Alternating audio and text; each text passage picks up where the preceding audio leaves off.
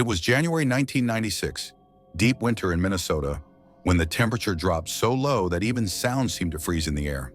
The town of Ely was the kind of place where everyone knew everyone, where snowstorms were normal, and where nothing ever really happened. That is why what occurred that winter still refuses to be forgotten.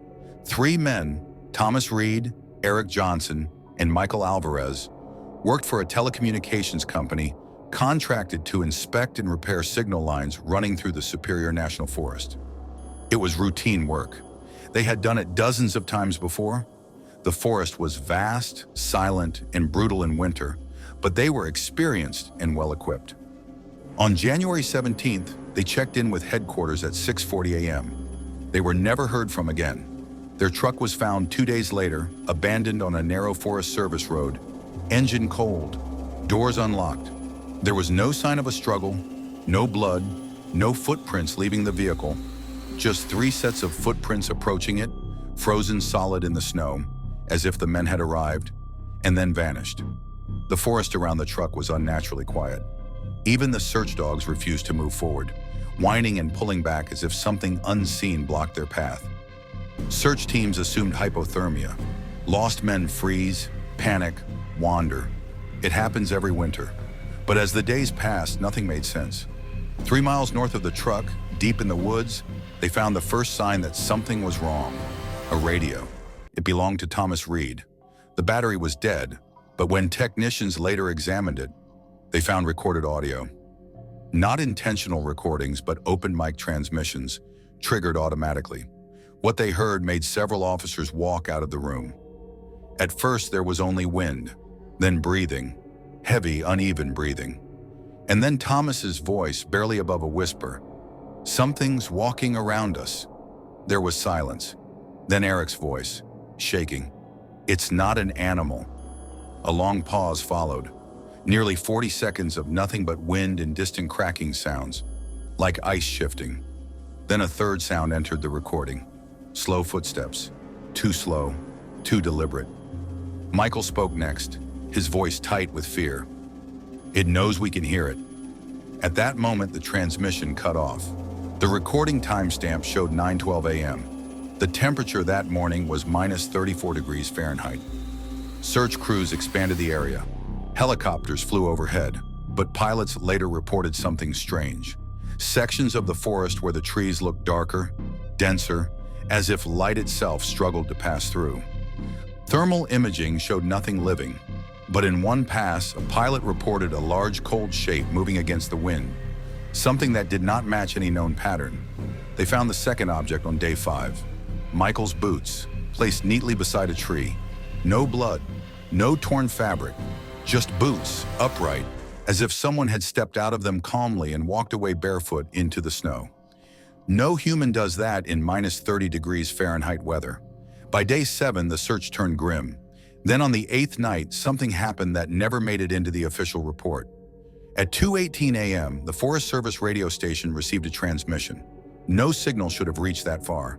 The voice was distorted, stretched, as if passing through something thick. "Still cold," the dispatcher asked for identification. The response came after a long delay.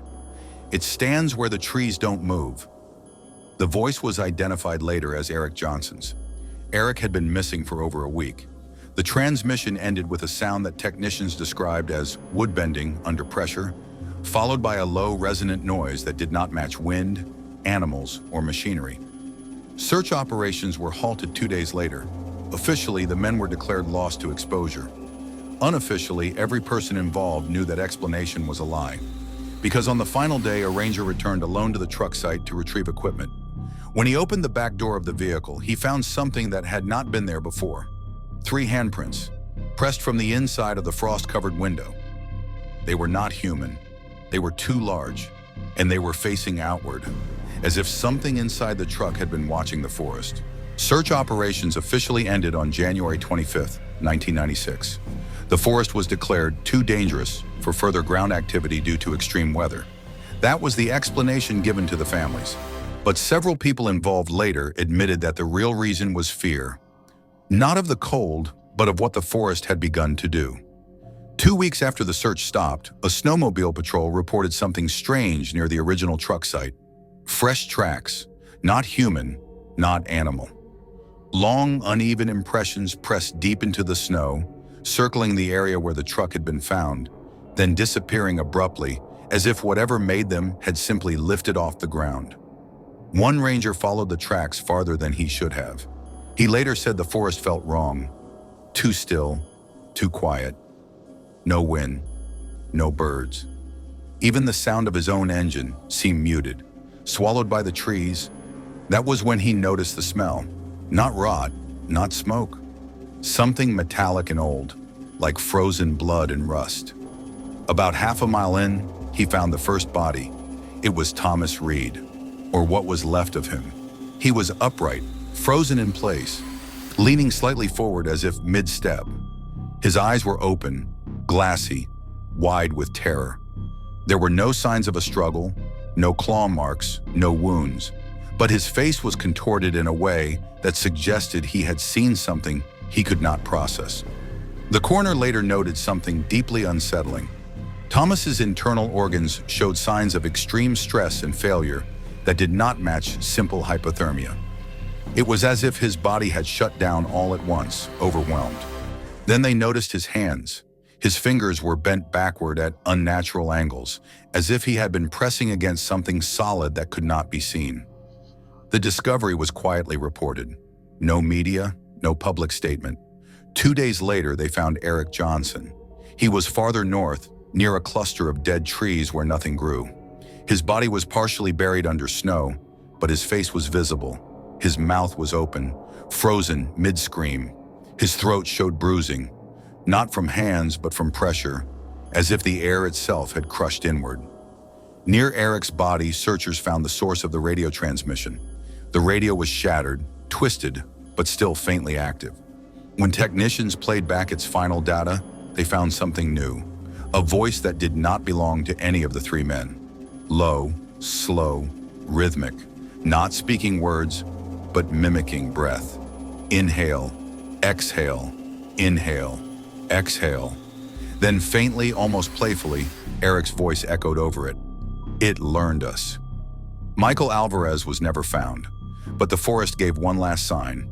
In early March, after a brief thaw, a hunter reported finding a line of disturbed snow leading deep into an area marked restricted. Rangers followed it reluctantly. What they found there ended any remaining doubt. A clearing, perfectly circular. Trees bent outward, not broken, as if something enormous had stood there and pushed them aside gently. In the center of the clearing were impressions in the snow. Not footprints, but long depressions, like limbs resting momentarily on the ground. And at the edge of the clearing, half buried beneath ice, was Michael's jacket. Inside the jacket pocket was a small notebook. The last page contained only one sentence, written shakily, as if his hands were numb or trembling. It waits for people who listen. The Forest Service sealed the area permanently. Official records list the incident as an accident caused by exposure and disorientation. But some of the rangers involved never returned to the woods. One retired dispatcher later admitted that for years afterward, the radio station occasionally picked up transmissions during winter storms. Always at night, always from deep within the forest. No voices, just breathing, slow, patient, as if something out there had learned how humans sound and was waiting for the next ones to listen.